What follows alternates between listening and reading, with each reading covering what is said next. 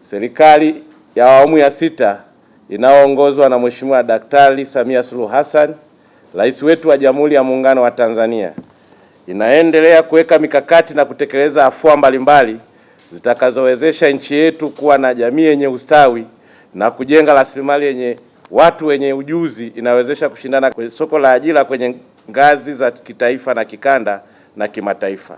Ndugu waandishi wa habari, mojawapo ya afua hizo ni kutekeleza programu ya kitaifa ya kukuza ujuzi kwa njia ya wanagenzi inayolenga kuimarisha nguvu kazi ya taifa ili kumudu ushindani wa soko la ajira la ndani ya nchi na nje ya nchi kwa kupata ujuzi utakaoendana na mahitaji ya soko la ajira na hatimaye kuwezeshwa kuajiriwa au kujiajiri wenyewe. Utakumbuka mnamo tarehe 14 Oktoba mwaka 2025, serikali ya awamu ya sita ilitoa tangazo la wito wa vyuo na taasisi mbalimbali za mafunzo kushirikiana na serikali kutoa mafunzo ya wanagenzi kwa mwaka wa fedha 2025-2026. Katika zoezi hilo, jumla ya vyuo 103 viliomba kushirikiana na serikali.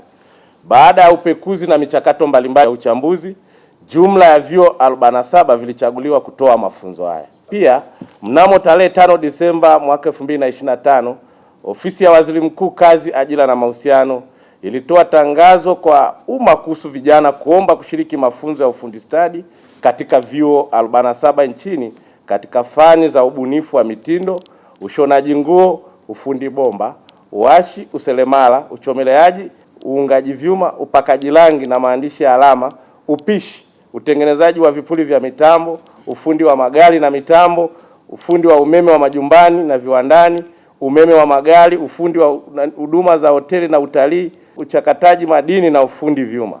Fani hizi ni muhimu sana kwa vijana wetu wa Kitanzania kwa kuwa zitawezesha kupata ujuzi ambao utawezesha kujiajiri au kuajiriwa. Jumla ya vijana 20,247 waliomba kushiriki mafunzo haya ya wanagenzi.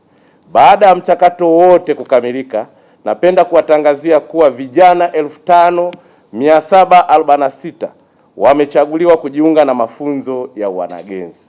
Vijana hawa wanatakiwa kuripoti katika vyuo walivyopangiwa kuanzia tarehe 19 Januari 2026.